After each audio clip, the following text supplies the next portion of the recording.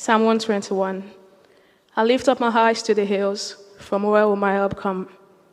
My help comes from the Lord who made heaven and earth. He will not let your foot be moved. He will keep you in a slumber. He will keep Israel in neither slumber nor sleep. The Lord is your keeper.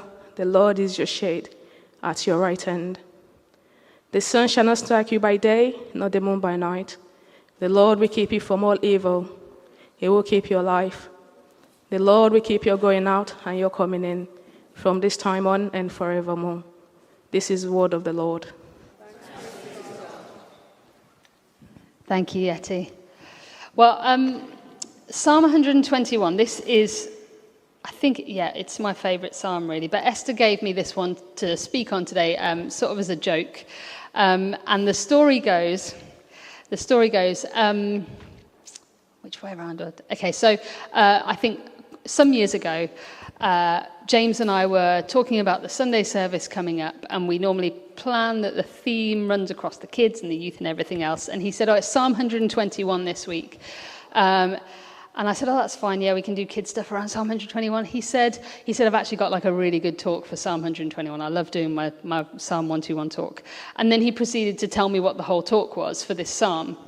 And I politely sat and listened to him for a good 5 minutes while he kind of explained these brilliant ideas that he had about it. And I said, yeah, James, I know you preached that at my wedding. And James said, did I do your wedding? Yeah, I know.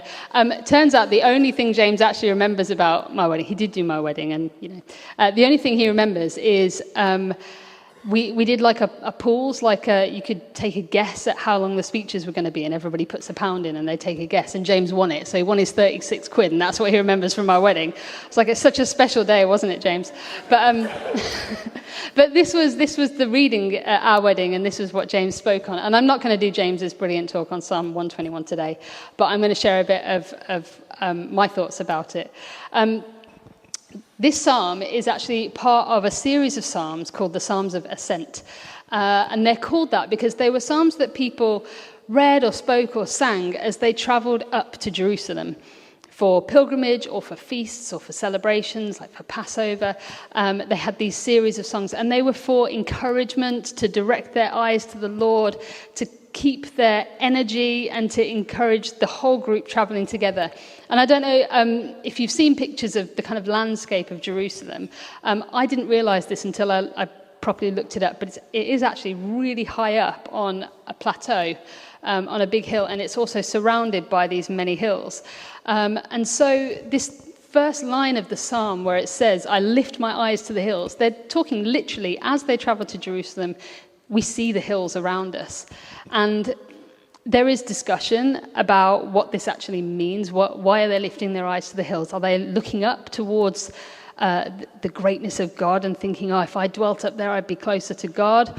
Or is it that they see trepidation and danger? There are animals that live out in the forests on the hills, or were there robbers that were going to come and grab them on the road? And is it fear that they're looking to the hills and wondering what's ahead of them?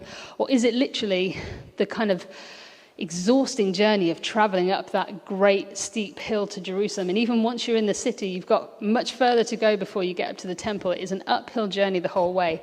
And so as they travel, I lift my eyes to the hills. Whatever the kind of circumstance, I think we can take that and apply it in our own lives and think about, well, what does it mean for us? Are there days where I'm lifting my eyes up because I'm so inspired and I'm having a wonderful day? Or is it I'm lifting my eyes because, my goodness, what's in front of me? But either way, that's what they did. They lifted their eyes and asked themselves the question, from where does my help come? And they had the answer straight away. The answer is, my help comes from God, the creator of heaven and earth. They knew, as they were in this kind of time where it was a focus on God anyway, a festival or a feast or a celebration, that they knew that the one that sustained them and the one that helped them was the God who created the universe, the God that put the very breath in their lungs, the God that owned and knew everything was still sustaining them. That's where their help came from. And I've been kind of sat in this thinking about how brilliant it is that they knew that. And they recognize that God promises that their foot won't slip in this psalm. He promises that nothing of the day or night will harm them. And he says that he will watch them in their coming and their going. And whether that means the coming in and going out of the building they're in, or perhaps their endeavors, the things they enter into and leave, or maybe the very entering into life and then the going out in death, that God watches all of it. And I started asking myself, is this actually, have I grasped this, what they sang for Psalm 121? I can say it quite convincingly that, this is wonderful, but do I grasp it?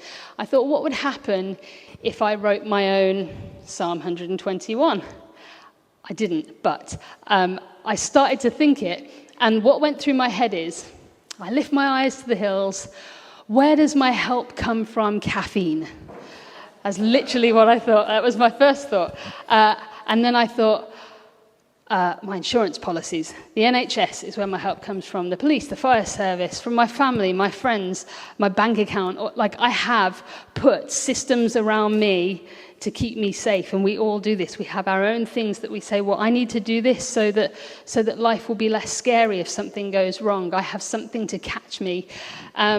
And yeah, I thought I could go on and write the whole psalm, but I was a little bit worried about what else I might think and realize how little I have grasped this. But I think what it made me realize is that the world we're in kind of tips the Psalm 121 thinking on its head, and the world we're in doesn't encourage us to think this way. The world we're in says, who didn't let your foot slip? Me. I didn't let my foot slip. I look after me. It's my responsibility to look after me. It's my responsibility to have contents insurance for my house, or it's my responsibility to insure my car, my responsibility to look after my children. And the sun not harming us by day, well, I lathered sun cream all over my kids yesterday. The sun did not harm them yesterday because I did it. And we are very self-sufficient, the way that we look after ourselves. And actually, when things go wrong, we're also a little bit encouraged to have a habit of saying, well, why did God let my foot slip in this one? Why did God let the sun harm me by day? Why did God let these things happen? But Psalm 121 says to turn that on its head. And I got a little bit twisted up thinking about this, because I thought, but am I not supposed to be responsible? I am supposed to do that. I am supposed to put sun cream on my kids, and I am supposed to sort of be responsible with my things. And I was a little bit tied up in, well, how much should I put my faith in God? Should I throw all those things away? Should I give all of my money away? Should I let someone else have my house and I'll just trust God that he'll provide somewhere else for me? And how much do we take responsibility and sustain ourselves? And how much are we supposed to live by faith in God every day? And to be honest, I didn't have an answer in that moment. I did get a bit tangled in these thoughts. And then I was sitting reading a book yesterday as I was sort of mulling on all of this. And it's a book that I would not normally have read. It was something someone gave me because she actually said to me, you're very sort of go, aren't you? You have to be doing stuff, and just this book will calm you down and slow you down a bit. So I have struggled reading it a little bit, but in my thinking, this is what I read yesterday. This is a book called The City is My Monastery, and it's written by Richard Carter. And this is what he writes towards the end of the book. He says, we are wary of trusting and cynical of putting our trust in anything beyond human power or control. We are often so bent over looking down at where our feet may slip and fall that we are unable to look up and trust in the presence of God.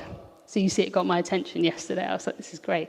He says, our faith has lost its confidence as we as Christians can lose that simple dignity and beauty of looking up and recognizing the grace of the one who has come to set us free.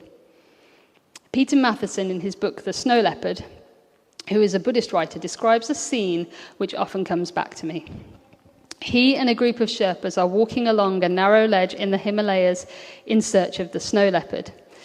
There is a cliff face rising on one side and a 1,000-foot sheer drop on the other side. He says that the path is wide enough to walk along, and if it were not for the sheer drop, he would walk along it with confidence. He describes the Sherpas walking with their heads held up, poised and balanced despite the heavy backpacks they're carrying. They seem to glide along the path without waver or wobble.